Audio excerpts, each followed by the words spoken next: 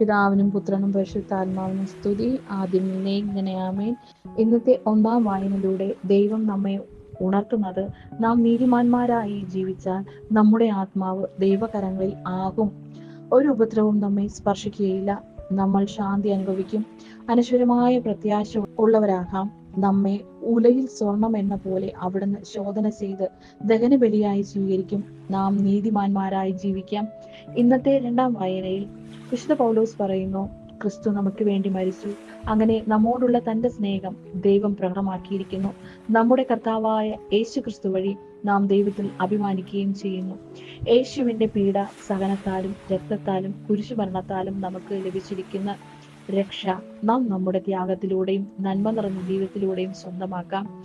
ഇന്നത്തെ സുവിശേഷത്തിൽ യേശു അരുൾ ചെയ്യുന്നു, ദൈവം എനിക്ക് നൽകിയവരിൽ ഒരുവനെ പോലും ഞാൻ നഷ്ടപ്പെടുത്താതെ അന്ത്യദിനത്തിൽ എന്നതാണ് എന്നെ അയച്ചവന്റെ ഇഷ്ടം.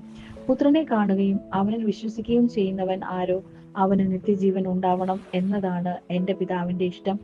യേശുവിനെ അനുകരിച്ച് ജീവിക്കാം. യേശുവിലുള്ള നമ്മുടെ വിശ്വാസം ആഴപ്പെടുത്താം.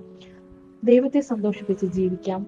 പുണ്യങ്ങൾ ചെയ്യാം. ദൈവവചനം അടിസ്ഥാനത്തിൽ ജീവിച്ച് നിത്യജീവൻ പ്രാപിക്കാം.